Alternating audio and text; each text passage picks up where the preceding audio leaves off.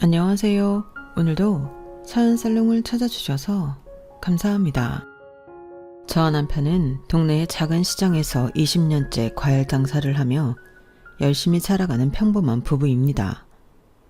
제대로 된 사회생활도 안 해보고 어린 나이에 덜컥 시집와서 살림만 하던 저는 장사의 장자도 몰랐는데 이것저것 경험이 많은 남편이 과일 장사를 시작하며 일손을 돕다가 벌써 20년이라는 시간이 이렇게 흘러버렸네요. 허둥지둥대기 바빴던 처음과 달리 저도 이제는 무거운 수박도 번쩍 들어 옮기고요. 과일을 먹음직스럽게 바구니에 잘 담는 법도 터득했답니다. 무엇보다 이제는 정말 장사를 잘해요. 솔직히 제가 판매 수완이 좋다기보다는 저희 부부의 성실한 모습을 보고 찾아주시는 동네 단골분들이 아주 많거든요. 저희는 시장 전체가 문을 열지 않을 때만 빼고 매일같이 누구보다 새벽 일찍 나와서 가게 문을 열고 제일 늦게까지나마 정리를 하거든요.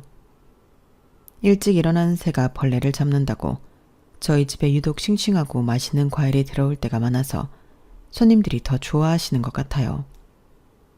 이렇게 주변 분들의 인정을 얻기까지는 사실 제 남편의 공이 제일 커요. 남편은 집안 사정으로 고등학교만 겨우 졸업하고 안 해본 일이 없을 정도로 정말 열심히 산 사람이에요. 힘들게 일하고 와도 항상 가족을 먼저 챙기는 우직한 면이 있거든요. 무뚝뚝하다가도 가끔 생각지도 않은 감동을 줘서 저를 놀라게 한다니까요. 그래서 저는 남편을 정말 많이 사랑해요. 남편이 좋으니까 이 사람을 낳아준 시어머니도 너무 좋고 어리지만 남편의 성품을 많이 닮은 착한 서방님도 좋더라고요. 사실 남편 집안은 사정이 좀 있어요. 저는 시아버님 얼굴도 모르고 결혼했고 그렇게 살아왔어요. 어머님과 아버님은 제 남편과 서방님, 두 형제를 낳아 기르는 평범한 가족이었대요. 그러다 남편이 중학교 때쯤인가 아버님은 지인분에게 먼 파라과이의 식품사업 제안을 받고 떠나셨고 그 후로 남편 또한 아버님을 뵐 수가 없었대요. 초반에 힘들었던 사업은 어느샌가 탄력을 받았고 큰돈을 만진 아버님은 아예 그곳에 눌러 앉기로 하셨었나 봐요. 매달 보내주던 돈도 점점 끊겨가고 연락도 잘 안 되더니 결국에는 파라과이 여자랑 세장가를 가신 거예요. 어머님은 충격에 몸져 누우셨고 남편은 갑자기 실질적 가장이 되어버린 거죠. 마침 3살 더 어린 동생은 공부를 기깔나게 잘했고 그렇게 남편은 고등학교를 졸업하자마자 대학 문은 쳐다도 못 보고 닥치는 대로 일을 하며 나머지 식구를 먹여 살렸던 거예요. 어머님 건강은 어느 정도 회복했지만 일을 할 수 있는 상태까지는 아니어서 집안 살림 정도만 하셨고 서방님은 그 어렵다는 의대에 들어가더니 수석 졸업 후 대학병원에서 당장 스카우트를 해가고 싶어 할 정도로 실력 좋은 의사가 되었어요. 서방님도 인성이 워낙 좋은 사람이라 자기 때문에 형이 공부도 계속 못하고 가장 노릇하며 힘들게 살았다는 것을 알아 남편에게 그렇게 극진히 잘 하더라고요. 물론 저한테도 너무 잘해주시고요. 형, 올해도 건강검진 해야지. 형 시장 닫는 날에 내가 알아서 형이랑 형수님 병원 예약해놨어. 이마, 나 아직 팔팔해. 그렇게 매년 꼬박꼬박 건강검진 안 해도 돼. 형이랑 형수님이 오래오래 건강하게 살아야 내가 더 잘해주지. 그냥 조용히 가서 받아. 괜찮다니까. 아주 뭘 그렇게 전신을 샅샅이 검사하는지 해 뜨기 전에 병원 들어갔다가 해 다 지고 나오는 통에 집에 오면 더 피곤해.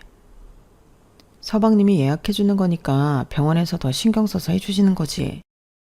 그래도 매년 이렇게 검진 받는 덕에 자기 지난번에 종양 발견했었잖아.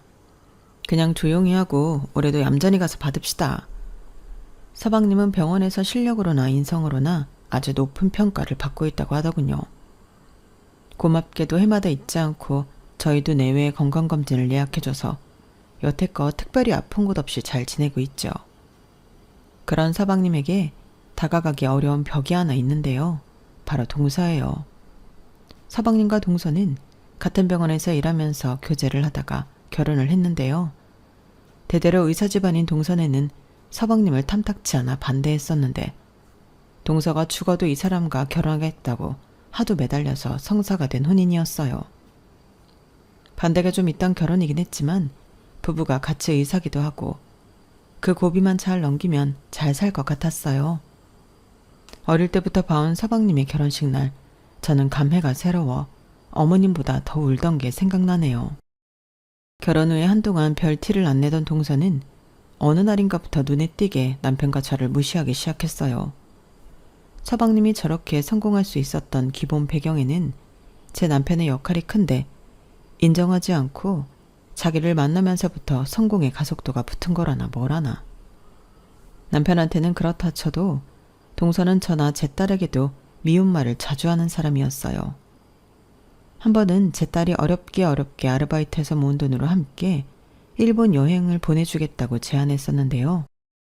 수지야, 네가 돈이 어딨어.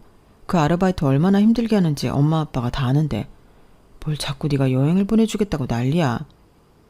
이러려고 내가 알바하지. 엄마가 과일 판 돈은 뭐 쉽게 본 거야? 나 이거 진짜 엄마 아빠 여행 보내주려고 모은 돈이야. 나 20살 넘고 첫 효도하는 건데 그냥 제발 받아주라. 이번에는 일본이지만 나중에 내가 돈 많이 벌고 하면 유럽, 미국, 호주 다 보내줄게. 아, 얘도 참. 착한 제 딸의 간곡한 부탁에 저희 부부는 저가 비행기와 저렴한 숙소가 아니면 안 가겠다는 약속을 받고서야 여행을 가기로 했어요. 이 사실을 안 동서는 다음날 제게 전화를 걸어왔어요. 형님, 수지가 알바해서 모은 돈으로 여행 보내드린다고 했다면서요? 괜찮대도 굳이 저러네. 아, 미안해 죽겠어. 취직한 것도 아니고 알바해서 조금씩 모은 돈인 거 아는데 무슨 염치로 여행을 가라는 건지. 수지가 하도 난리쳐서 가겠다고는 했는데 싼 비행기랑 숙소 예약을 약속하고 가기로 했어. 어머 형님, 수지도 세상 물정 모르고 그런 것 같네요. 일본은 아무리 싸다고 해도 물가가 엄청나서 감당 안 될 텐데. 괜히 효도하는 것처럼 하지만 오히려 형님네 더 고생할 것 같은데요. 그게 고생이겠어. 길거리 음식을 주워 먹어도 딸이 우리 생각해서 보내준 거 생각하면 그게 특급 호텔 디너지 뭐. 형님도 시장에 박혀서 장사만 하시니까 뭘 몰라도 한참 모르시네. 우리나라도 아니고 거기서 돈 없이 고생 여행을 해봐야 아시려나? 진짜 힘들 것 같은데. 우리가 괜찮다는데 무슨 말을 그렇게 해, 동서.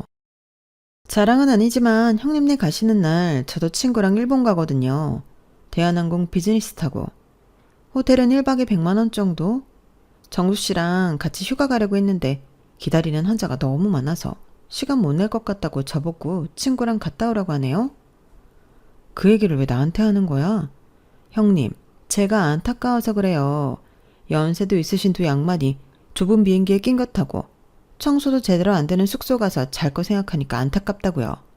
그래서 여행도 분수에 맞아야 하는 거예요. 뭐? 분수? 혹시라도 일본 거리에서 마주쳐도 아는 척하지 말아주세요. 친구한테 창피할 것 같아서요. 제가 장담하는데 형님 그런 여행 갔다 오면 더 병나실걸요? 고생길이 눈에 훤히 보이네요. 100엔짜리 한 장이라도 지어줄 거 아니면서 그런 말 하지 마. 네 형님, 부디 무사히 잘 다녀오세요. 동서는 자기 자랑을 하면서 우릴 걱정해주는 척 약올리는 말들로 제 속을 뒤집어 놓더니 결국은 제 딸까지 울렸더라고요. 하루는 수지가 눈이 빨개져서 들어왔는데 아무리 물어봐도 무슨 일인지 말을 안 해주더라고요. 저랑 남편이 고집스럽게 물었더니 결국 실토했는데요. 알고 보니 동서가 저랑 통화를 마치고 수지에게 전화해서 네가 세상 물정 몰라서 엄마 아빠 고생 여행이나 시킨다고 타박을 했다고 하더라고요. 너무 어이가 없었죠. 우리 여행에 10원짜리 하나 보태주지 않으면서 고생을 하든 호강을 하든 왜 저렇게 사람한테 상처 주고 싶어 안달인지. 딸이 우는 것을 보니 우라가 치밀어 당장 달려가고 싶었지만 남편이랑 상의 끝에 서방님을 봐서 넘어가기로 했어요. 하지만 그 후로도 동서는 크고 작은 것들을 트집 잡으며 우리에게 상처 주려고 노력했어요. 동서는 본인 집안이 잘 사는 것과 자기가 의사라는 것을 무기 삼아 지속적으로 우리를 멸시하고 무시하는 것 같았어요. 어떻게 보면 서방님을 자기 세계로 끌어들이면서 우리와는 차단해버리려는 느낌도 들었어요. 그런 동서를 신경 쓰려고 하지 않았지만 속이 부글부글 끓는 건 사실이었어요. 한 번은 이런 일도 있었어요. 서방님이 포도를 엄청 좋아하는데 그날따라 정말 유독 좋은 물건이 가게에 들어온 거예요. 남편과 저는 그 포도를 보자마자 서방님 생각이 나 바로 집으로 택배를 보냈어요. 보통 서방님 같으면 바꿔서 고맙다고 전화를 할 사람인데 일주일이 지나도 아무런 연락이 없었어요. 바빠서 연락을 잊었나 보다 하고 있었는데 얼마 후에 서방님은 포도알도 구경한 일이 없다는 것을 알았어요. 알고 보니 동서가 서방님한테 말도 안 하고 그 많은 포도를 죄다 버려버렸던 거죠. 동서, 서방님 좋아해서 포도 보낸 건데 그걸 도대체 왜 다 버린 거야? 어? 형님도 참, 누가 포도 보내달라고 그랬어요? 그런 시장 바닥에서 파는 포도 누가 먹고 싶다고? 아니, 동서한테 억지로 먹으라고 한 것도 아니고 서방님 잡수라고 보낸 건데 왜 그랬냐고. 제가 이런 말까지는 안 하려고 했는데요. 저희는 백화점 음식만 먹어요. 최상급만 골라 먹는다고요. 형님 내가 파는 시장 물건이랑 비교가 되겠냐고요. 그런 건 제가 아니고 정수 씨도 먹이고 싶지 않아서 버렸어요. 시장에 무슨 벌레들이 있는 줄 알고 그걸 제 남편한테 먹으라고 주겠어요? 뭐라고? 시장에서 파는 건 다 못 먹을 거야? 여기도 사람 살고 하는 데라고.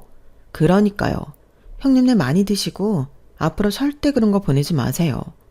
의사들은 먹는 것도 함부로 먹으면 안 돼요. 잘 먹어야 환자들도 잘 고치죠. 안 그래요? 버리는 것도 일이에요. 진짜 보내지 마시고 형님네나 드세요. 너무 화가 나서 못 참겠더라고요. 저와 남편을 도대체 얼마나 우습게 알면 저럴까 싶었어요. 그날은 저도 결국 울분에 차서 서방님께 달려 바쳤어요. 놀란 서방님은 밤늦게 병원에서 달려오셨죠. 형수님, 제가 대신 사과드릴게요. 저 사람이 어릴 때부터 오냐오냐 하고 대접만 받으면서 커서 그래요. 외동딸이라 혼자만 알고 남 사정 생각 안 하는 경향이 있어요. 제가 가서 크게 나무랄게요. 너무 죄송해요. 형수님, 미안해요. 네가 뭘 사과를 해. 먹던 게 갑자기 달라지면 그럴 수도 있지 뭐. 저희는 서방님이 포도 받고 좋아하실 것만 생각하고 보낸 건데 속상하긴 하지만 그만 얘기해. 정수도 마음 안 좋다. 재수씨가 오죽 알아서 잘 챙겨주겠어. 이제 알았으니까 안 보내면 되지. 정수만 중간에서 곤란하겠네. 아니야 형, 내가 미안해. 맞아요. 서방님이 미안할 게 뭐 있어요. 그냥 사는 방식이 달라서 그런 거죠 뭐. 오신 김에 저녁 차려드릴게요. 드시고 가세요. 청국장 얼른 내올게요. 와, 우리 형수님 청국장도 기가 막히지. 한동안 그거 못 먹어서 제가 다 병이 났잖아요. 그럼 염치 없지만 한 그릇만 주세요, 형수님. 그날 저녁 남편과 서방님은 식사 후에도 술 한잔 걸치면서 두런두런 이야기를 나누었어요. 형, 나는 형한테 진짜 너무너무 미안하고 너무너무 고마워.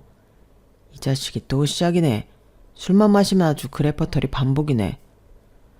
아빠가 먼 나라에 가서 우리 버리고 엄마는 쓰러지시고 나는 나이도 어렸고 형도 그때 고작 중학생인가 고등학생이었는데 얼마나 착잡했을까. 형이 나 때문에 희생도 많이 하고 내 공부 뒷바라지 해준 거 나 진짜 평생 못 잊어. 어떻게 갚아야 하나 고민이 많다고. 난 어차피 공부도 잘 못했잖아. 너는 학원도 못 다녔는데 꼬박꼬박 전교 1등 안 놓치고 그랬잖아. 잘하는 놈 밀어주는 게 당연한 거지. 그런 말 하지 마. 형 때문에 내가 이렇게 의사도 되고 잘 사는 거야, 형. 다 지난 일 이야기해봤자 뭐하냐? 나 지금 건강하게 수지 엄마랑 잘 살고 너도 재수씨랑 유명한 의사 되어서 이렇게 보기 좋은데 뭐가 문제야? 난 지금 아주 좋다. 형, 내가 미안해. 내가 미안해. 우리 서방님 또 오신다. 술만 잡수시면 아주 옛날 생각에 애기처럼 훌쩍거리네. 형수님, 제가 형수님한테도 진짜 말로는 다 못 갚을 빚진 거 알죠? 우리 사정 알면서도 기꺼이 형이랑 결혼해 주시고 어머니 병간호까지 그렇게 지극정성으로 해주시고 의사인 저도 못 고치는 어머니였는데 형수님 아니었으면 지금까지도 못 버티셨을 거예요. 형수님 정말 고맙습니다. 100번, 1000번, 아니 억만 번을 고맙다고 말해도 모자라요. 서방님 자꾸 그러니까 나까지 눈물 날라고 하네. 서방님의 다정한 술주정에 동서에 대한 서운함이 다 무너지는 순간이었어요. 사실 몸이 허약한 어머님은 정확한 진단이 나오지도 않는데 여기저기 돌아가면서 아팠어요. 더 심각한 환자는 다 고쳐 살리면서 이상하게도 서방님의 노력에도 불구하고 어머님은 끊임없이 아프고 말다를 반복하셨어요. 그런 어머님의 병수발을 자처한 것도 저였어요. 장사가 바쁜 와중에도 어머님을 챙기는 것은 힘들다고 생각해 본 적 없었거든요. 그냥 그러고 싶었어요.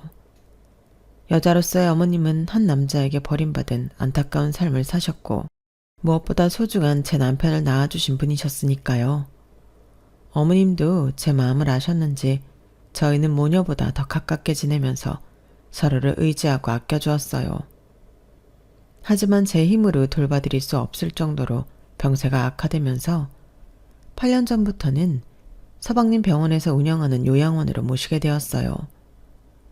요양원에 계시는 어머니를 볼 때마다 마음이 찢어지는 것처럼 아팠지만 병원에서 직접 운영하는 곳이라 시설도 워낙 좋고 또래 어르신들도 계시니 덜 외로울 거라며 이게 모두를 위한 결정이라고 하니 그 의견에 따르기로 했죠.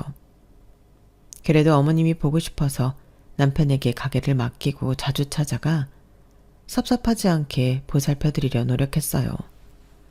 하지만 동서는 완전히 달랐어요.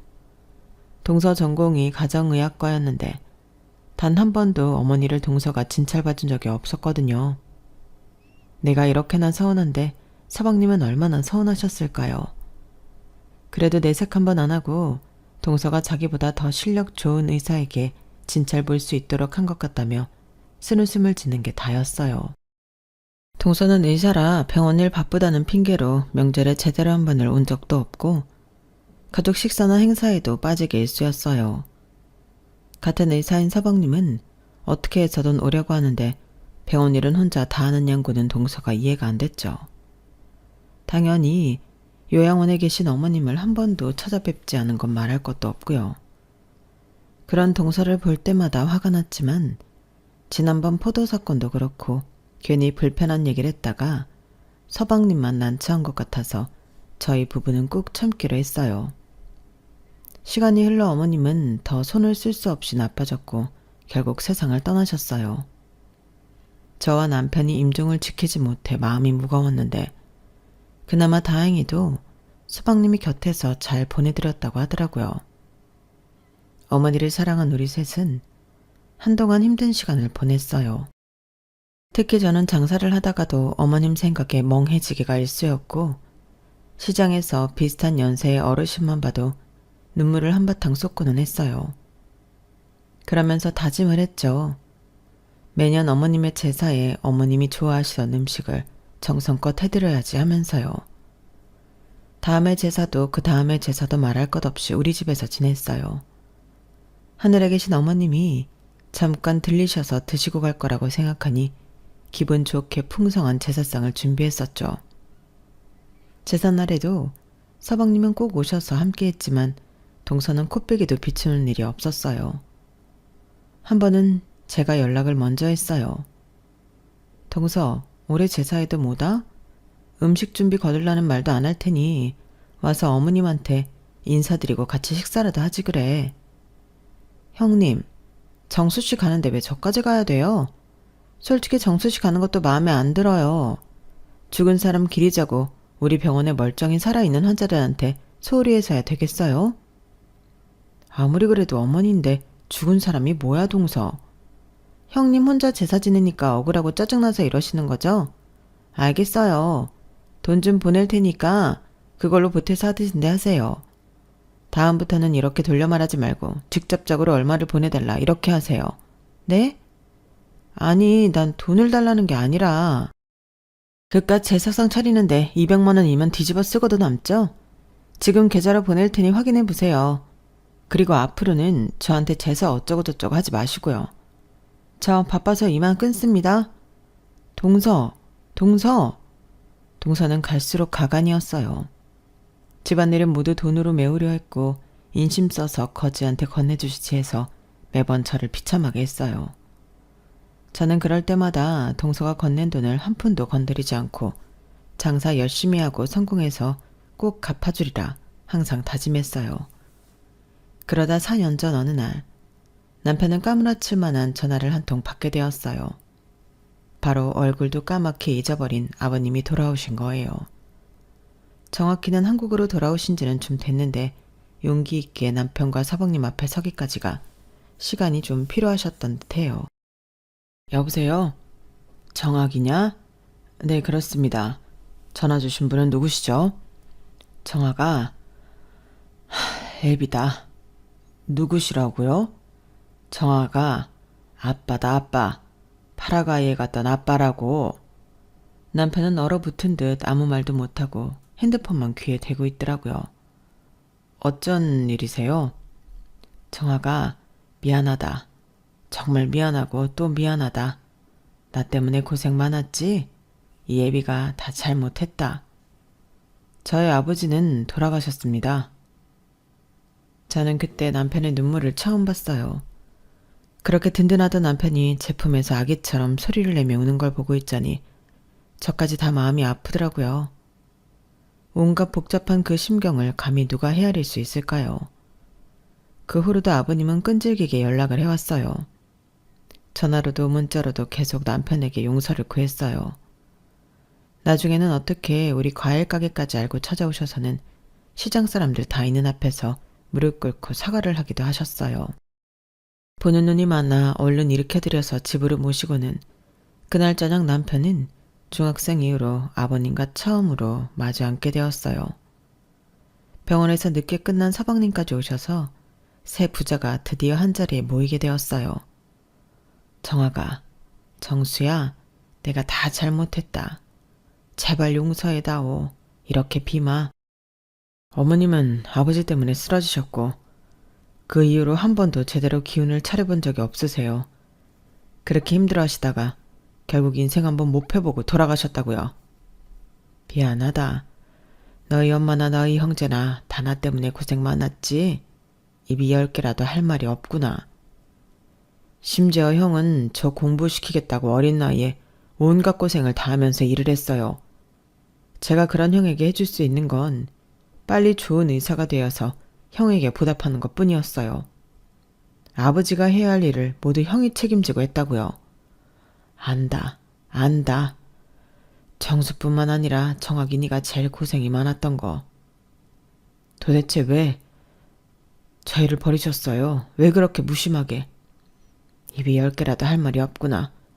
거기에 적응을 하면서부터 사업이 무서울 정도로 잘 되기 시작했단다. 처음에는 이렇게 많이 번 돈 너희에게 많이 붙여줘야겠다고 생각했지. 하지만 돈이 많아질수록 나는 이상하게 더 외롭고 쓸쓸해지더구나. 그 허한 마음을 잘 바로 잡았어야 했는데 염치 없게도 다른 여자가 눈에 들어오더구나. 그 이후로 내가 미쳐버렸는지 한국에 대한 생각을 완전 놔버렸던 거야. 더 들을 가치도 없네요. 파라과이에서 몇십 년의 시간이 흐르고 돈은 벌었지만 그 여자와의 결혼 생활도 진작에 틀어지고 인생이 허무해지더라. 게다가 건강까지 안 좋아지는데 그 순간 너무 부끄럽게도 너희 엄마와 너희가 생각이 났다. 그제서야 저희가 생각이 났다니 정말 어이가 없네요. 죽기 전에 너희에게 꼭 용서를 구해야겠다는 생각으로 사업을 다 접고 무조건 한국으로 들어왔다. 나 때문에 고생한 우리 식구들 내가 어떻게 뭘 한다 한들 갚을 수는 없지만 제발 얘들아 이 못난 애비를 한 번만 용서해다오. 절대 그러면 안 되지만 저는 인간으로서 아버님에게 연민이 느껴지기도 하더라고요. 물론 그의 과거 행적은 비난받아 충분하지만 그 먼 타지에서 혼자 버텨내려고 노력했던 것을 생각하니 안타까웠어요. 그 후로도 아버님은 계속해서 용서를 구하고자 하셨어요. 죽어도 용서받고 죽어야겠다며 지칠 줄 모르고 찾아오시고 연락을 해오셨죠. 처음에 완강하게 매몰차던 남편과 서방님도 시간이 흐르자 약간씩 누그러지는 것 같았어요. 남자로서의 아버지에 대해 생각하게 된 것일까요? 아버님은 잊지 않고 저를 챙겨주시기도 했는데요. 하루는 따로 연락이 와서 아버님과 저 둘이만 식사 자리가 있었어요. 식사를 다 드시고는 아버님은 조용히 운을 띄웠어요. 어린 나이에 시집와서 정학이나 정수한테 그렇게 잘했다면서요? 그리고 정학이 엄마 죽기 전까지 너무 살뜰히 보살펴줬다는 말도 들었어요. 아니에요. 제가 그냥 좋아해서 했는걸요. 그리고 아버님, 저랑 둘이 있을 때는 굳이 존댓말 안 하셔도 돼요. 아니에요. 저도 이렇게 해야 편해요. 잘한 것도 없는 이 시애비까지 챙기는 거 보면 며느님이 얼마나 착한 사람인지 알아요. 그래서 말인데 지금 하고 있는 과일 가게 좀 좁지 않아요? 가게를요? 가게를 더 큰 곳으로 옮길래요. 내가 도와줄 수 있을 것 같아 그래요. 그동안 애들한테 못해준 거 이걸로 퉁치겠다는 것도 아니고 진짜 도와주고 싶어서요. 아니에요, 아버님. 말씀만으로 감사합니다. 지금 저 정도만 해도 충분해요. 저희 여기 단골분들이 많아서 이 시장을 떠날 수 없어요. 아예 다른 곳으로 가라는 게 아니라 그 시장 안에서 더 큰 곳으로 옮기는 게 어떠냐는 말이에요. 얼마나 좋은 곳이든 얼마나 비싼 곳이든 상관없어요. 그동안 못했던 애비 노릇 이제서라도 좀 해보고 싶어요. 아버님 사정은 모르지만 말씀만이라도 이렇게 도와주시라고 하시는 게 너무 고마웠어요. 그 진심이 통했는지 남편과 서방님도 이제는 편하게 왕래하며 잘 지내더라고요. 시간이 좀 걸리기는 했지만 세 부자가 함께 있는 모습이 제가 봐도 보기 좋더라고요. 한 번은 아버님 생신에 다 같이 식사하기로 했었는데요. 저는 동서 생각이 나서 바로 전화를 했어요. 동서, 다음 주 일요일에 아버님 생신이라 같이 밥 먹을까 하는데 올 수 있어? 동서는 아직 한 번도 아버님 못 뵈었잖아. 그날 와서 인사도 좀 나누고 하는 게 어떨까? 형님은 속도 좋으시네요. 아버님은 무슨 다 늙어서 이제 자식들한테 호강받으려고 온 염치 없는 노인네한테 아버님이라뇨. 형님이나 가서 많이 드세요. 저는 귀가 벌개졌어요. 제 앞에 아버님이 계셨거든요. 게다가 동서가 얼마나 큰 소리로 말하든지 수화기를 뚫고 나와 아버님한테까지 다 들릴 정도였으니까요. 저는 민망함에 얼른 전화를 끊었어요. 아버님, 난 괜찮아요. 정순의 댁도 한번 보고 싶었는데 어려울 것 같군요. 난 정말 괜찮아요. 동서가 의사라 바쁘기도 하고 낯설어서 그럴 거예요. 네, 마음 쓰지 말아요. 그 혼자 있을 때 동서에게 다시 조용히 전화로 그런 게 아니라며 상황을 설명하려 했지만 동서는 아버님을 늙어서 의사가 될 돈이나 뜯어가려는 노인네 취급하며 언성을 높였어요. 서방님도 동서 설득에 실패하고는 다시는 아버님에 대해 말도 안 꺼냈다고 해요. 진짜 큰 사건은 돌아오는 어머님 기일에 벌어졌어요. 여느 때와 마찬가지로 제가 제사 준비를 위해 바쁠 때 아버님한테 연락이 왔어요. 정말 부끄럽고 면목 없지만 이번 제사에 당신이 함께 참석해도 되겠냐며 어머님한테 진심으로 용서를 빌고 명복이라도 빌어주고 싶다며 조심스럽고 죄스러운 얼굴을 하시며 물어오셨어요. 눈물을 글썽이며 애원하시는 아버님을 보며 남편과 서방님은 꽤 오래 고민한 뒤에 제사에 참석할 수 있게 해드리자고 결론을 냈어요. 어머니가 좋아하실지는 모르지만 그래도 자기들이 세상 빛을 볼 수 있게 해주신 아버지인데 돈을 달라고 하는 것도 아니고 제사상에 향만 피울 수 있게 해달라고 하시는 모습에 마음이 흔들렸나 봐요. 두 형제의 착한 인성이 결국 죄 많은 아버님을 품게 된 거죠. 제삿날 당일 평소보다 가게 문을 일찍 닫고 집에서 서방님과 아버님을 기다렸어요. 그때 서방님께서 급한 전화가 왔어요. 형, 어떡하지? 정말 급한 환자가 발생해서 당장 수술 들어가야 하는데 얼마나 걸릴지 장담할 수가 없어. 하필 엄마 제삿날에. 정수야, 엄마도 중요하지만 넌 의사잖아. 네 소명을 다해야지. 꼭 그 환자 수술 잘해서 좋은 결과 있어야 한다.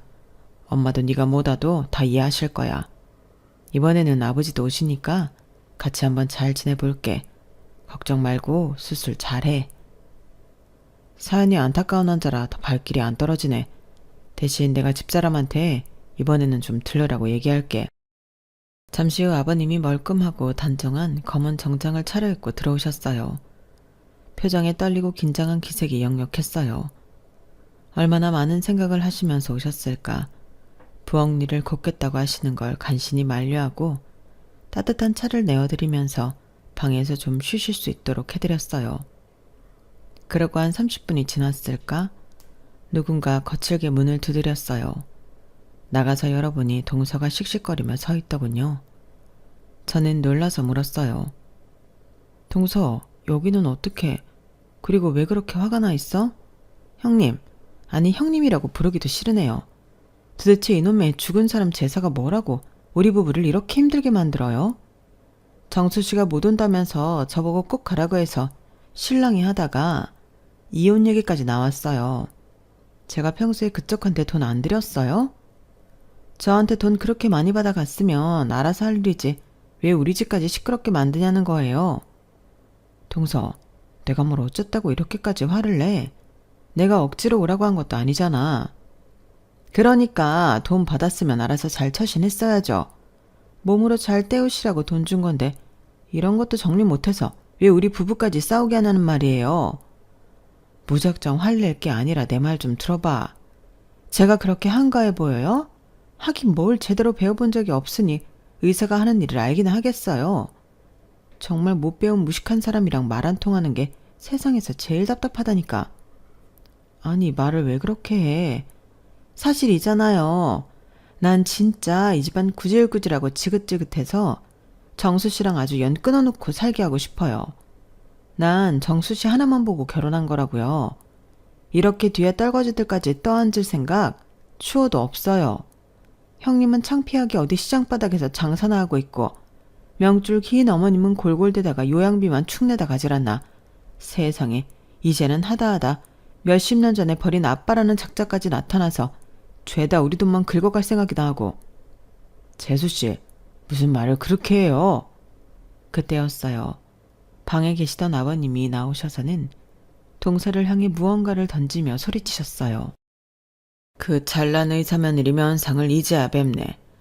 나도 잘한 일 없어 잠자코 듣자 하니 말이 아주 심하구만. 의사면 의사지 어디 사람들을 그렇게 깔보나. 그리고 오늘 같은 날 어디서 큰 소리를 내냔 말이야. 아, 이분이 그 자식이랑 와이프 버린 분이시구나. 무슨 염치로 여기까지 오셨대? 그리고 늙고 돈 없으니까 뭘 뜯어가시려고 우리한테 접근하셨을까나? 내가 방금 던진 그 서류 보게. 댁이 뭔데 나한테 감히 이래라 저래라는 거예요. 남편은 얼른 아버님이 던진 서류를 펼쳐보았어요. 건물 양도계약서?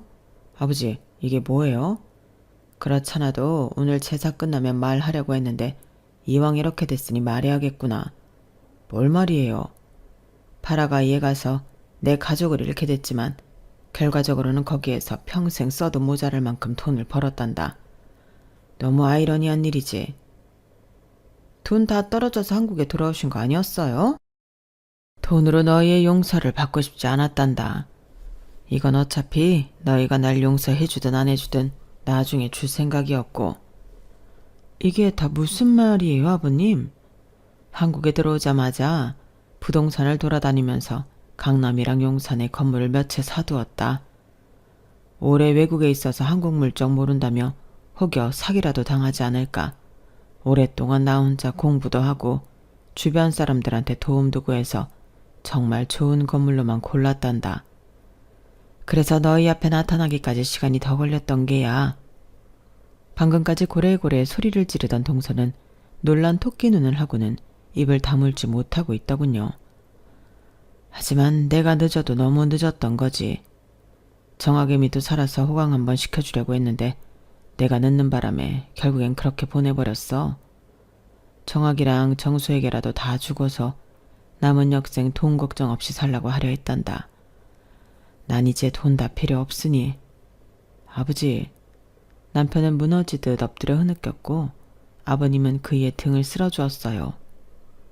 놀랍게도 동서가 이 순간에 끼어들어 말을 이어갔어요. 어머, 그러셨구나. 우리 아버님이 이렇게 속사정이 있으셨구나. 진작 말씀을 하시지 그러셨어요. 이제라도 가족품이 돌아와서 얼마나 다행이에요. 그런데 아버님, 그 강남에 건물 정수씨 주신다는 말씀인 거죠? 그건 왜? 왜긴 왜요? 의사 며느리 두셨는데 거기서 개원이라도 하면 얼마나 좋겠어요. 며느리라.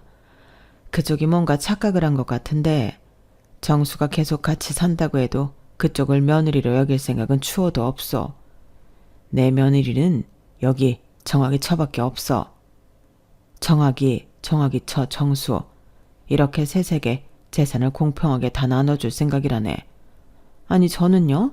정수 씨도 아들인데 제 몫도 당연히 있어야 되는 거 아니에요? 제가 며느리가 아니면 도대체 뭐예요? 그쪽이 우리를 가족으로 생각하지 않는다는 건 일찍이 알고 있었지만 오늘 직접 들어보니 가관도 아니더구만. 정아겸이 살아생전 시어머니 취급도 안 하고 큰애네 부부도 무시를 밥 먹듯이 했다고 들었는데 어떻게 그 입에서 가족 며느리라는 소리가 나오는 건지 모르겠구만. 아무리 그렇게 말하셔도 저는 정수 씨랑 헤어질 생각 전혀 없고요. 언젠가는 저한테도 그 일부가 올 거라고 믿어요. 의사 공부는 어떻게 했는가? 그렇게 말들 못 알아들어서야. 매번 우리 앞에서 눈을 깔고 죄인 같은 표정을 짓던 아버님이 눈을 부라리며 노여워하는 모습을 처음 봤어요. 평소에는 몰랐는데 목소리도 쩌렁쩌렁 크시더라고요. 그날 동서는 악다구니를 쓰고 돌아갔고 우리는 제사를 마치고 새벽 2시에 수술을 마친 서방님이 헐레벌떡 돌아올 때까지 아무 말도 못하고 앉아 있었어요. 서방님이 들어와 전후 사정을 다 듣더니 생각이 많은 표정이더라고요. 아버님은 누가 뭐라 해도 이 건물을 다 물려주실 생각이고 나머지 소소하게 현금화되어 있는 40억 정도까지 남김없이 주겠다고 말씀하셨어요. 일주일 뒤에 저희 넷은 다시 한자리에 모이게 되었어요. 아버님은 유명 변호사까지 대동해 오셨더라고요. 변호사 주도하에 이것저것 재산 양도 절차에 대해 설명을 듣고 있었어요.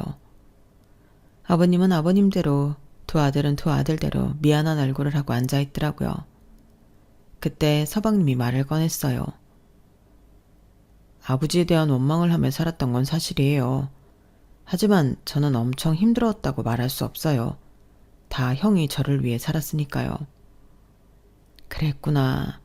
정아기가 고생이 정말 많았구나. 미안하다. 아버지가 주시는 제목까지 형과 형수님께 다 드리고 싶어요. 뭐? 정수야, 뭔 소리야. 너도 받을 권리가 있어. 아버지 부재를 형이 다 채워줬잖아. 형수님도 누구보다 엄마한테 잘해주셨고. 제가 의사라서 이렇게 거절하는 건 아닙니다. 서방님, 저야말로 받기 송구스러운걸요. 형수님도 충분히 자격이 있으세요. 아버지, 그렇게 해도 되죠? 형과 형수님께 제가 받을 것까지 다 드려도 되는 거죠? 정수 너 괜찮겠니? 후회 안 할 자신 있어? 후회 안 해요. 그리고 저 내년에 미국에 의과대 교수로 초빙되어서 갑니다. 모든 조건이 너무 좋아요. 가면 언제 다시 한국에 돌아올지도 모르고요. 제가 건물 갖고 있어봤자 뭔 소용이에요. 형한테 있으면 더 잘 굴러갈 텐데. 서방님, 동서도 같이 가는 거예요? 아니요. 저 그 사람이랑 이혼하려고요. 계속 긴가민가 했는데 이번 사건을 계기로 그 사람이랑 헤어져야 할 이유가 더 분명해졌어요. 저를 사랑했다면 언젠가 우리 가족도 함께 품어줄 거라 기다리고 있었는데 그렇게까지 모질게 여기고 있었다고 생각하니 더 할 말이 없어졌어요. 그동안 그 사람 때문에 심력기차 드려서 죄송해요, 형수님. 10년은 무슨... 동서는 서방님 이야기 받아들이기 힘들어하겠네요. 합의가 안 되면 소송까지 진행할 생각이에요. 미국 들어가기 전에 끝내려면 빨리 정리하고 해야 할 것 같아요. 정수야, 정말 괜찮겠니? 네, 아버지. 이제 형 곁에 계시니까 형 잘 부탁드려요. 형이 이제 다 늙어서 아버지한테 애기처럼 투정 부려도 다 이해해 주셔야 돼요. 하루아침에 과일 장수에서 건물주가 되어버린 저희 부부는 어리둥절했습니다. 어떻게 살아야 할지 남편과 많은 이야기를 나누었어요. 결론은 지금처럼 열심히 성실하게 살자였답니다. 갑자기 우리 손에 많은 재산이 생겼다고 으스대면서 물 쓰듯 돈 쓰면서 살고 싶은 생각은 추호도 없었거든요. 우리가 그럴 위인이 못 되기도 하고요. 지금처럼 하루하루 최선을 다하고 남들에게도 베풀면서 살기로 했어요. 어때요? 우리 부부 너무 멋지죠? 제 사연은 여기까지입니다. 긴 이야기 들어주셔서 감사합니다. 이 이야기를 들으시는 모든 분들 항상 건강하시고 풍요로운 마음으로 지내시길 바랍니다. 여러분, 사연 댓글에 응원과 현명한 조언 부탁드려요. 좋아요와 구독은 저에게 큰 힘이 됩니다. 오늘도 좋은 일 가득하세요.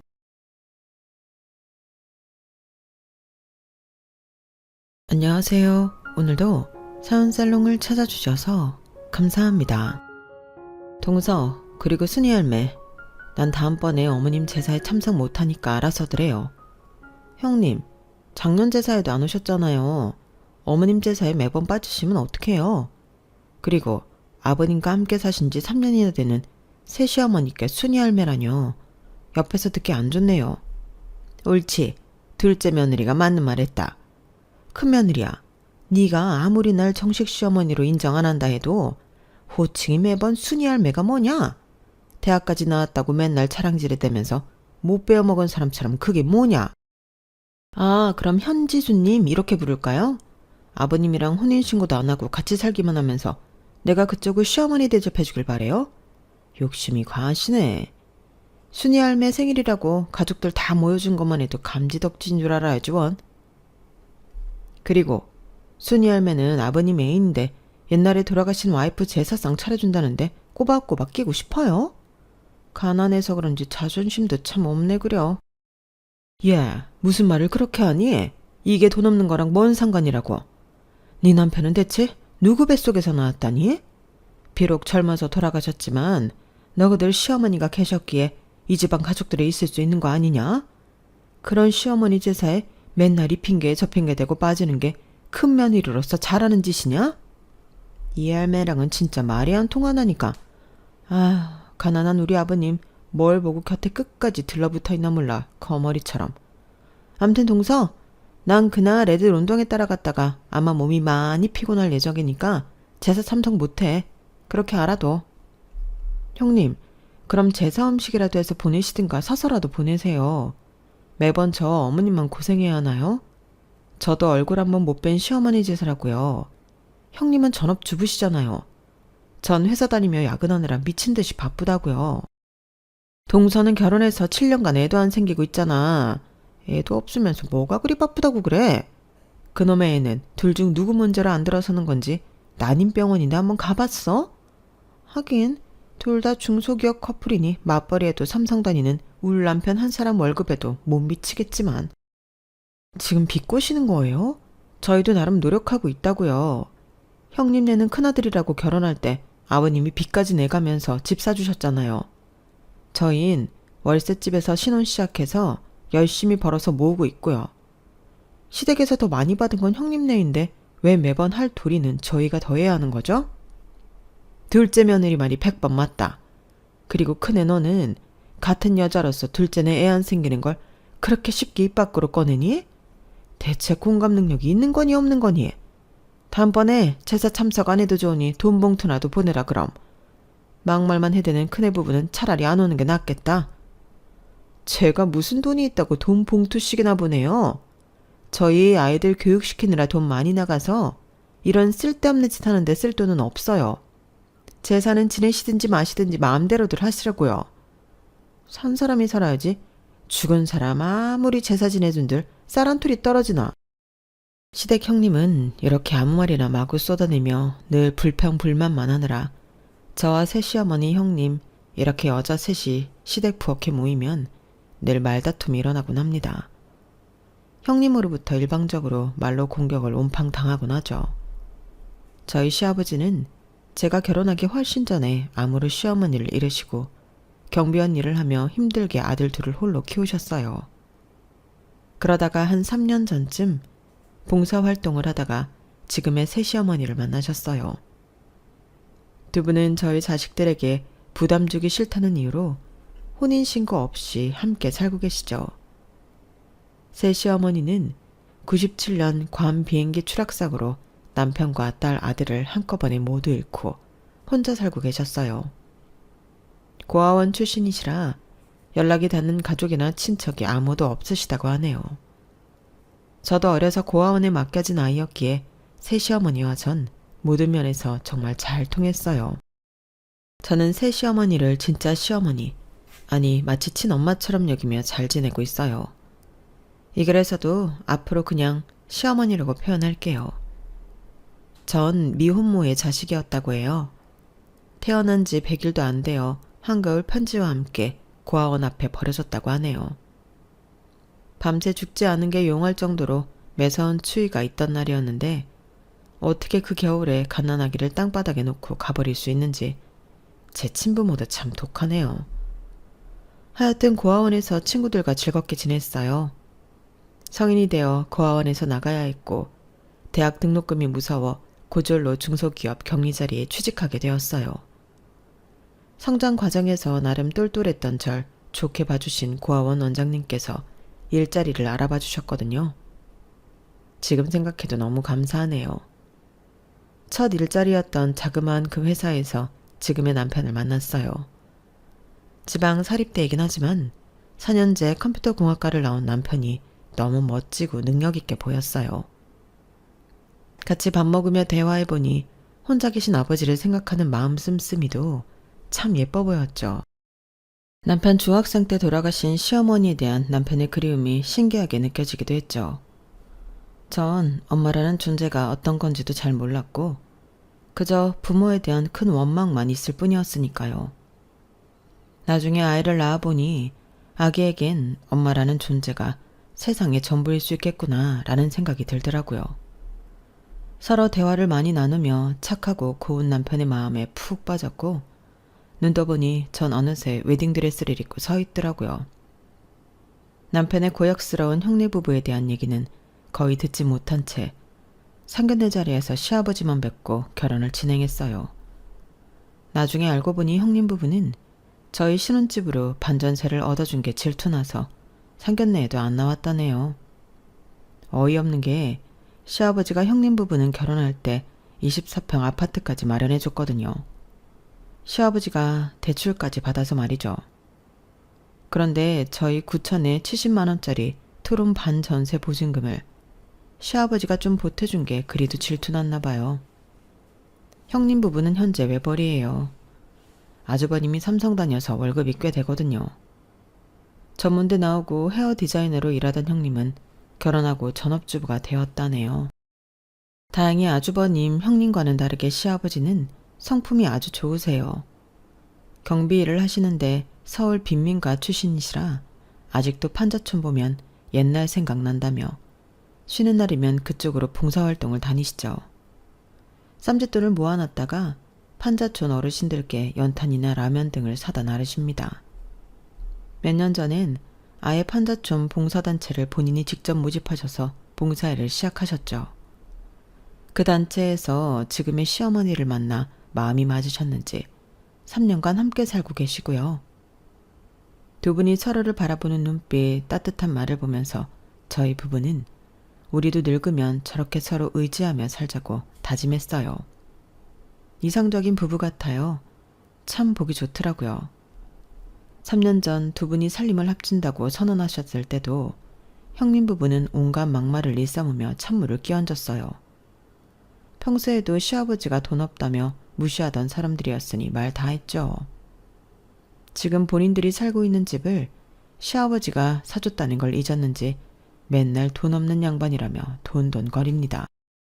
삼성 다니는 큰아들이라며 자랑스러워하던 시아버지도 이젠 찬바람 쌩쌩 부는 이기주의자들인 큰아들 부부를 달가워하지 않으셔요. 오히려 둘째인 저희 부부를 예뻐하시고 많이 의지하시네요. 저도 부모님 없이 자란 터라 따스한 마음으로 저희 부부를 아껴주는 시아버지가 친아버지처럼 마냥 좋기만 했어요. 평생을 쎄빠지게 일해도 가난의 굴레에서 벗어나지 못하고 점점 처지는 시아버지 어깨가 안쓰럽게 느껴지기도 했고요. 그런 시아버지 옆에 3년 전부터 밝은 미소의 시어머니가 늘 함께 해주셔서 오히려 고마웠어요. 우리 부부는 두 분의 만남을 누구보다 응원해드렸죠. 어머님 하며 극진히 시어머니를 대우해드리니 시어머니도 저를 참 예뻐해 주셨어요. 가난해도 모든 게 만족스러웠던 결혼 생활이었지만 저희 부부는 결혼한 지 7년이 되어도 아기가 생기지 않아 고민이 많았어요. 물론 제가 25살에 결혼해서 아직 늦은 나이는 아니니 크게 조급하진 않았지만 오히려 주변에서 난리들이었죠. 특히 형님의 비수 같은 말이 심장을 찌르곤 했어요. 동서 자궁이 문제인 거야? 아님 도련님 정자 운동성이 문제인 거야? 난임병원 가서 검사는 해봤어?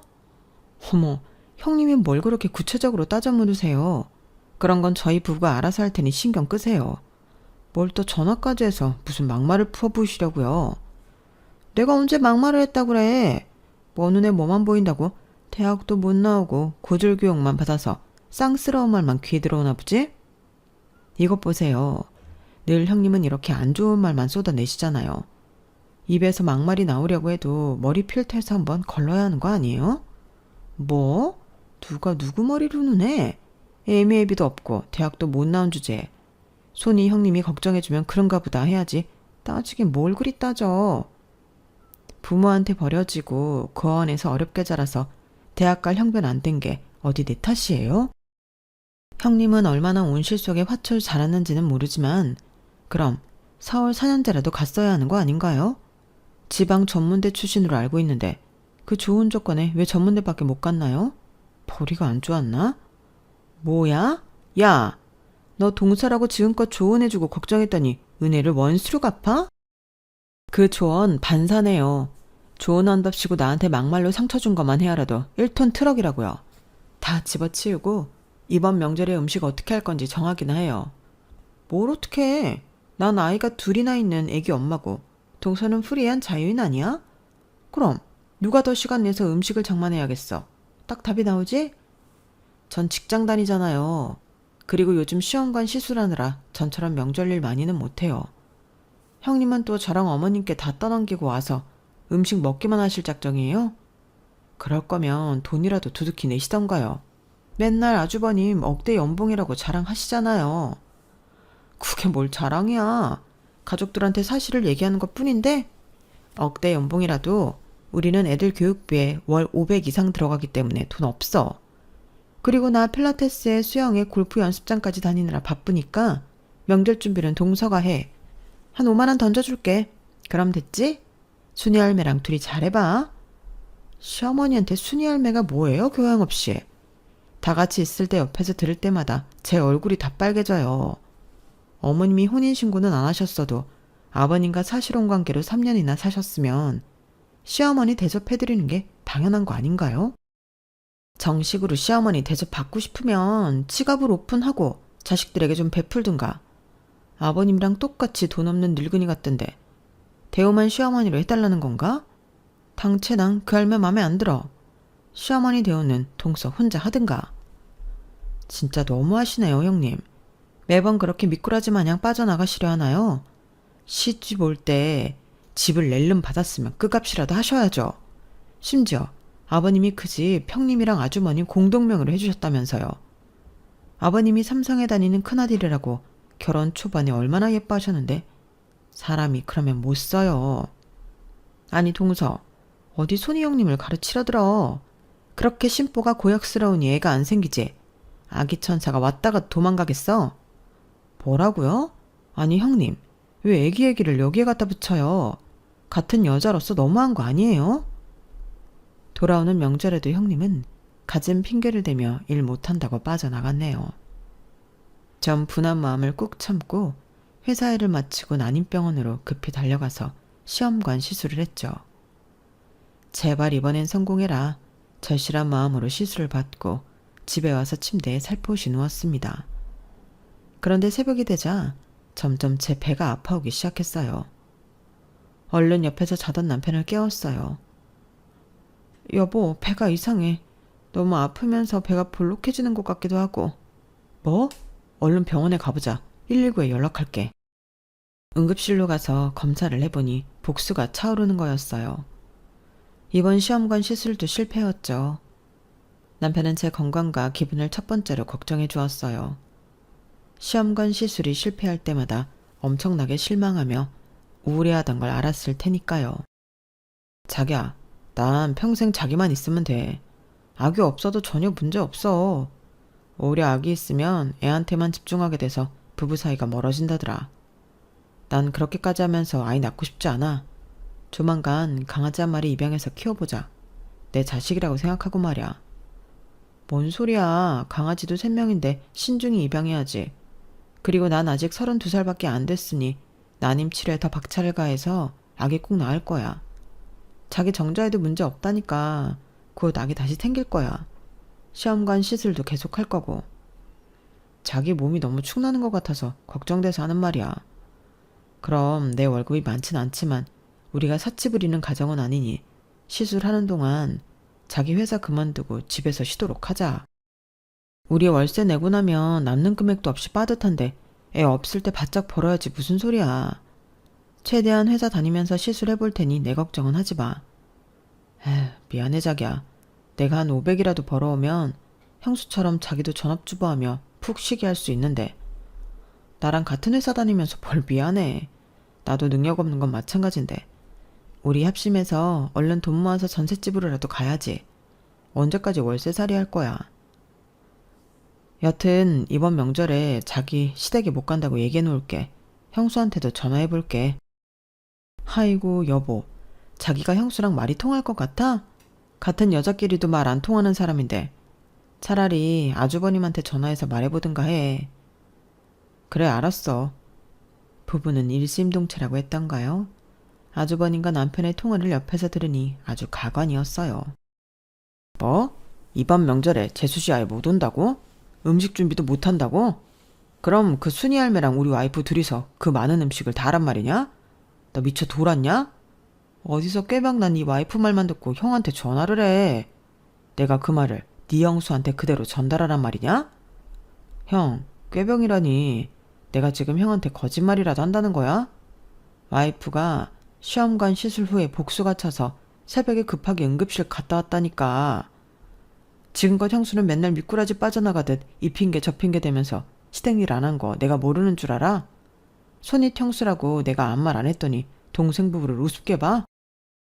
야, 니네 부부가 얼마나 아버지한테 알랑방구를 꼈으면 요즘에 아버지랑 순이 할매가 니네 편만 들고 예뻐하더라? 우리는 어차피 내놓은 자식이나 다름없으니 이번 명절에는 아예 안 갈란다. 내 와이프만 고생시킬 순 없지. 그리고 넌 애 하나 못 갖고 7년을 고생하냐? 에라이 머저리 같으니. 뭐? 형 지금 나한테 머저리라고 했어? 와씨, 형수막 막말꾼인 줄 알았더니 형도 장난 아니구만. 하긴 어렸을 때부터 본인만 알고 엄청 이기적이었으니 말 다 했지 뭐.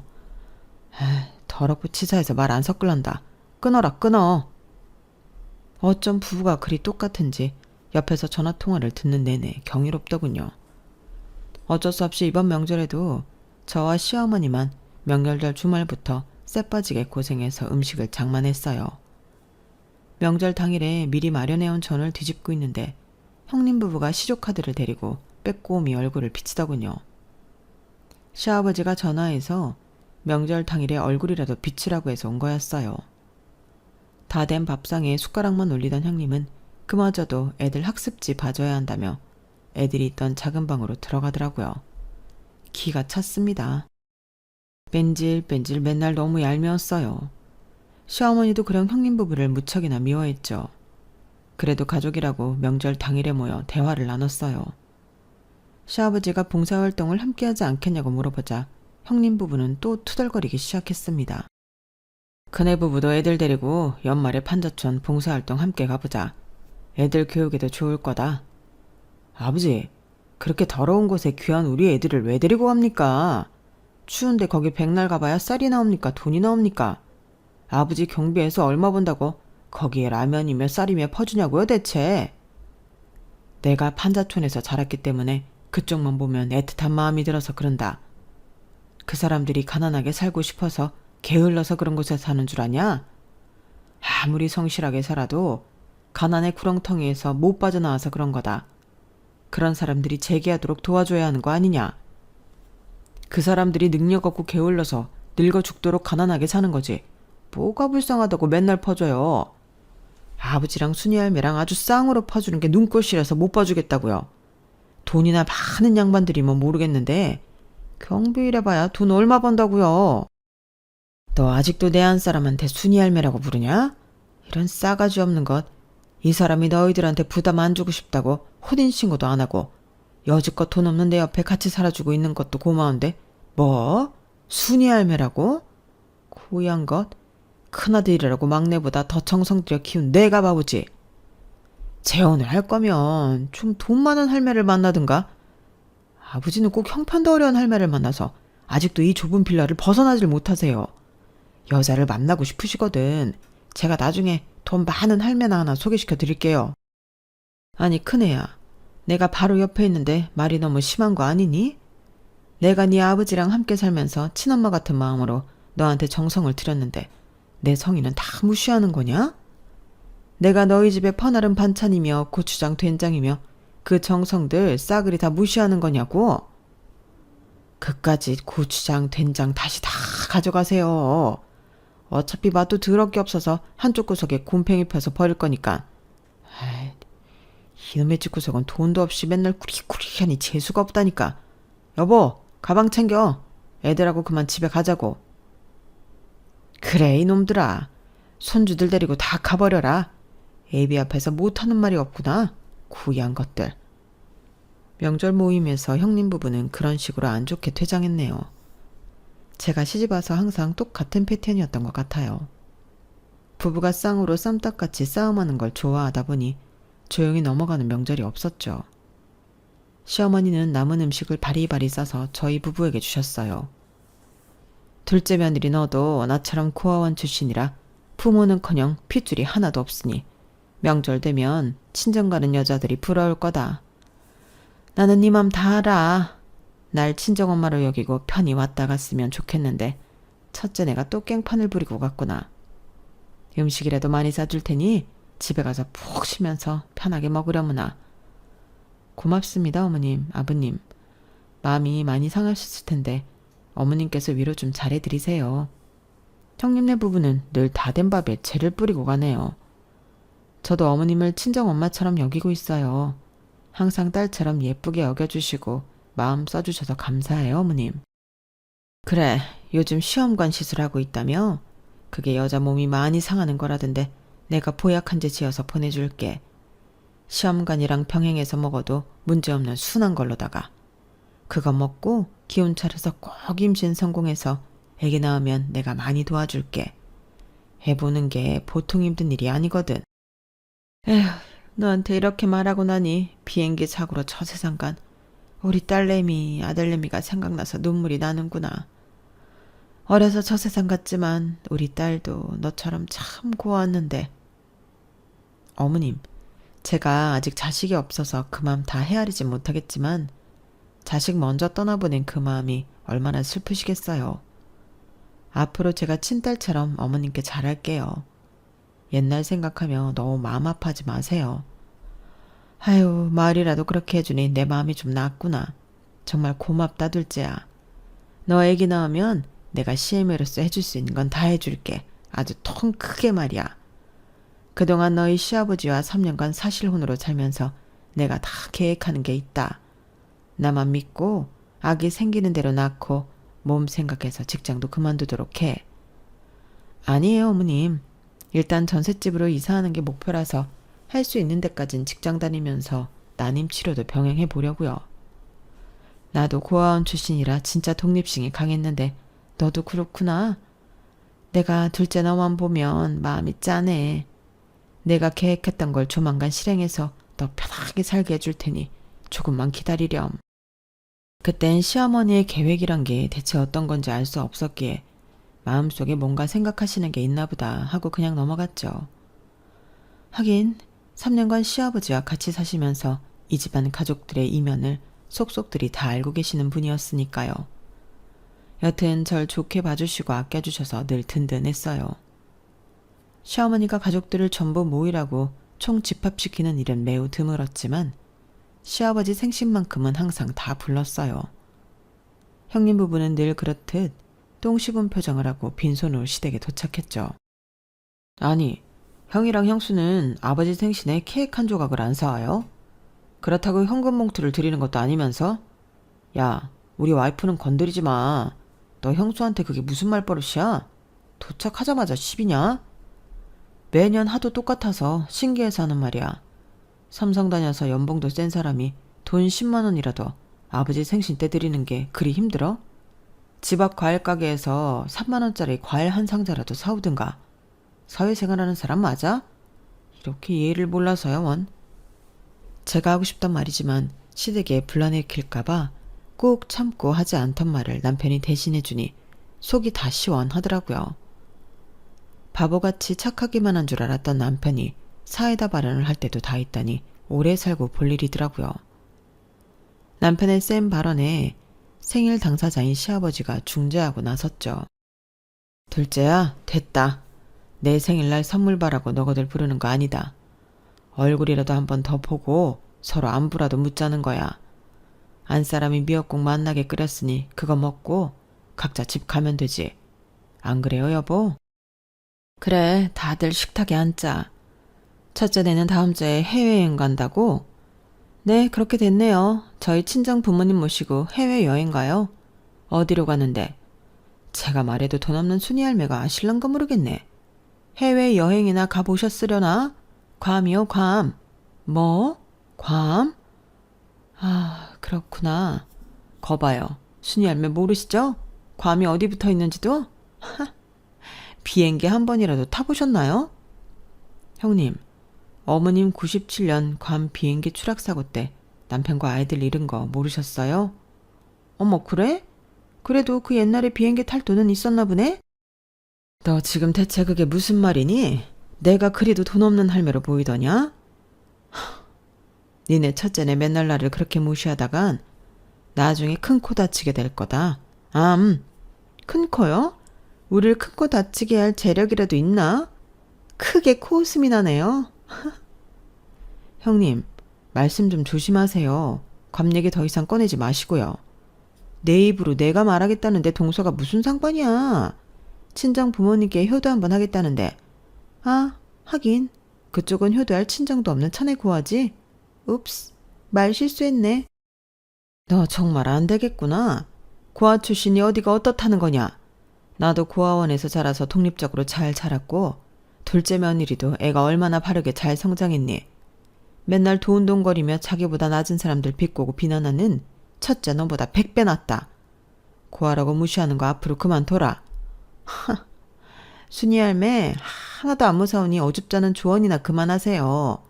누가 누구한테 훈계질이야 정말. 기분 나빠서 내가 여보 어서 밥이나 먹고 일어나자고요. 우리 말고 딴 사람들이 아버님 생신 축하해드리는데 우리까지 나설 필요 있나요 뭐? 그래 그러자고. 내 와이프를 조리돌림 하는데 기가 차서 진짜. 형님과의 껄끄러운 관계는 대체 언제까지 계속될지 형님 부부 생각만 하면 마음이 참 불편했죠. 그러던 어느 날 남편한테 다급한 전화가 걸려왔어요. 여보, 나 지금 여의도 성묘병원으로 운정해서 가는 중이야. 아버지가 뺑소니 차량에 치여 교통사고를 당하셨대. 다행히 생명엔 지장이 없는 것 같은데 다리뼈가 으스러졌다네. 얼른 가봐야 할 것 같아. 어머님께 전화 왔어. 어머님도 많이 당황하신 모양이냐. 형님네 부부한테 자기가 연락 좀 해줘. 뭐라고요? 어머머 어떡해. 웬 교통사고야. 어젯밤 꿈자리가 뒤숭숭 하더니 이런 말도 안 되는 일이. 그나마 생명에 지장 없으시다니 10년 감수했네요. 알겠어요. 얼른 가봐요. 형님한테 내가 지금 바로 전화해 볼 테니. 저는 놀란 가슴에 터져나오는 눈물을 대충 추스르고 바로 형님한테 전화를 걸었어요. 형님, 지금 아버님께서 교통사고를 당하셨대요. 지금 여의도 성묘병원 응급실에 계시다네요. 다행히 의식도 있으시고 생명엔 지장이 없으신 것 같은데 다리뼈가 다 으스러졌대요. 아버님 어떡해요. 지금 당장 병원으로 와주세요. 어머님도 엄청 놀라신 모양이에요. 뭐? 조용히 좀 말해. 귀청 떨어지겠네 아주. 교양 없이 정말. 나 지금 모처럼 고급 스파에 왔는데 웬 교통사고야. 이거 타임이 정해져 있어서 3시간은 채워야 해. 좀 비싼 스파가 아니거든. 연예인도 많이 오고 말이야. 뭐라고요? 형님, 지금 아버님께서 교통사고 났다는데 스파가 웬 말이에요. 아이들도 다 커서 밥 알아서 다 챙겨 먹을 수 있잖아요. 얼른 아주버님께도 연락하셔서 같이 병원으로 와주세요. 그쪽 부부가 가고 순이 할매까지 있는데 굳이 우리까지 가야 해? 요즘 코로나 때문에 간병도 안 된다는데 왜 이렇게 호들갑이야? 생명에 지장도 없다며. 면죽을 뒷양반이네. 보통 70대 돼서 교통사고 나면 다들 크게 다치시던데 아버님 굿럭이네 아주. 굿럭? 내 진짜 어이가 없어서. 야, 이 아줌마야. 아버님이 빚까지 내서 당신네들 집까지 사줬으면 적어도 교통사고 나셨다는데 걱정하는 척이라도 해야지. 두 부부가 완전 사이코패스 아니야 이거? 뭐? 사이코패스? 나 이거 힐링하러 스파 왔다가 웬 봉변이야? 여기 다들 고급 사모님들만 있는 곳이라 큰 소리를 통화 못해서 다행인 줄 알아 이 여편네야. 다음번에 만나면 내가 아주 머리채라도 잡을 줄 알라고. 암튼 병원은 당신들이나 가보든지 해. 바쁜 우리까지 오라가라 하지 말고. 형님과의 통화 때문에 갑자기 스트레스를 확 받아서인지 아랫배가 땡기면서 하혈을 좀 하더라고요. 시험관 시술을 잠시 중단한 지도 꽤 되었기 때문에 임신일 거라고 예상은 안 했지만 혹시나 하는 마음에 임신 테스트기를 해보았고 희미하게 두 줄이 나왔습니다. 이게 뭐지? 임신 테스트기가 맞나? 하고 다른 테스트기를 뜯어서 재차해보았어요. 이번엔 확실한 두 줄이 나오더군요. 어머나, 내가 임신을 했다고? 결혼 7년 만에 처음 겪어보는 일이라 기쁨보다는 덜컥 두려움이 앞섰어요. 아기가 중간에 유산이라도 되면 어떡하지? 내가 일어서 있으면 혹시 아기가 자궁에 붙어있다가 미끄러지는 거 아니야? 중력받으면 아기가 떨어지기라도 하는 거 아닌가? 별 생각이 다 들더군요. 재빨리 침대에 가서 똑바로 누운 후 남편에게 전화를 걸었어요. 여보, 나 임신 테스트기 두 줄 나오는데 어쩌지? 일단 침대에 바로 누웠어. 아기 혹시라도 떨어질까봐. 무서워서 움직이지도 못하겠네. 뭐? 정말? 자기 그럼 아무것도 하지 마. 여기 응급실엔 나랑 어머님 있을 테니까 오지 말고. 내일 산부인과 문 열면 가서 정확히 확인해보자. 자기 수고 많았어. 축하해. 회사에 사정을 말하고 병원 문 열자마자 확인해본 결과 임신 9주였어요. 그동안 정신이 얼마나 없었으면 생리 안 하고 지나간 것도 모르고 있었죠. 아기 심장 소리를 듣는데 눈물이 쏟아지더군요. 내 뱃속에 생명이 자리 잡고 있다니 7년 만에 찾아온 생명에 감사하고도 감사했어요. 기쁘고 흥분된 마음을 추스르고 현실로 돌아와 교통사고로 병원에 누워 계신 시아버지가 매우 걱정됐어요. 엎친 데 덮친 격으로 주된 간병인이었던 시어머니가 코로나에 걸려 갑작스레 병원에서 거의 쫓겨나다시피 집으로 와야 했어요. 다행히 시아버지는 코로나 음성이어서 계속 병실에 있을 수 있었고 급한 대로 남편이 휴가 내고 간병을 했지만 중소기업이라 간병 휴가는 인정이 잘 안 되었어요. 저도 임신한 몸으로 회사를 막달까지는 다니고 싶어서 전업주부인 형님에게 SOS를 쳤죠. 형님, 남편이나 저나 회사를 다녀야 하니 형님께서 아버님 간병을 좀 해주시면 안 될까요? 뭐? 나보고 그 좁은 침대에서 자면서 아버지 화장실 용무까지 받으리라고? 택도 없는 소리. 그게 왜 택도 없는 소리예요? 가족이잖아요. 시아버지한테 받은 것도 있으면서 이 정도도 못해요? 이까지 꼬진 집 하나 받았는데 그렇게나 큰 도리를 해야 하나? 아, 시아버지 몸도 다 닦아드려야 할 거 아냐. 난 못해. 동서 임신했다며? 쥐꼬리만큼 버는 중소기업 이참에 때려치우고 시아버지 간병에 나서는 건 어때? 저희는 집도 없고 반전세로 살면서 월세 내야 하는데 그 돈은 다 누가 벌어다 주나요? 태어날 아기 위해서 막달까진 벌어야 할 거 아니에요. 형님은 뭐 평생 안 늙고 사고도 안 나고 고상하게 살다 가실 것 같아요? 늙고 병들고 때론 사고도 날 수 있고 다 똑같지 뭘 그래요? 동서, 지금 악담하는 거야? 요즘 아버님이 동선의 부부 아주 예뻐하시던데 예쁨 받는 사람들이 할 도리 다 하라고. 난 몰라. 간병인 쓰던가 해. 그럼 간병인 쓸 돈이라도 반반 부담하자고요. 반반? 웃기지도 않는 소리 하네. 난 돈도 못 내. 알아서들 해. 저는 서러운 마음에 코로나 때문에 집에서 격리 중인 시어머니에게 돌아가는 상황을 말씀드렸고 시어머니는 2주간 간병인 비용을 본인이 부담하겠다고 하시며 결국 간병인을 썼네요. 3개월 후 시아버지는 퇴원을 하시게 되었고 퇴원날 시어머니는 뭔가 큰 결심을 하신 듯 식구들을 다 병원으로 부르셨어요. 저희 부부는 생각보다 많이 나온 병원비에 놀라서 형님네한테 반반 부담하자고 제안했죠. 형수, 병원비가 거의 1,000만 원에 달하는데 우리가 아기용품도 살 게 많고 조리원도 예약해야 해서 돈 들어갈 때가 많네요. 반반씩 부담하는 게 어떨까요? 어머 도련님, 우리 그럴 돈 없어요. 전에도 간병비 부담하라고 연락하더니 우리 피 뽑아먹을 작정이에요? 병원비 부담 못해요. 아니 저희 부부만 자식인가요? 그래요 형님. 무슨 일만 터지면 저희가 다 부담해야 하나요? 아버님 입원해 계실 때 병원에 한 번이라도 얼굴 비쳤어요? 그건 코로나 때문에 못 온 거지. 그렇게 백날 첫날 돈 없다면서 아기용품은 다 새 걸로 사게? 그리고 병원비는 카드 할부로 계산하면 되잖아. 아, 여보, 애한테 안 좋으니 괜히 화내지 말고 우리 말도 안 통하는 저 집 식구들이랑은 이제 상종도 하지 맙시다. 계산은 내 카드 11개월 할부로 할게. 야근 많이 해서 카드값 다 갚을 테니 걱정 말고.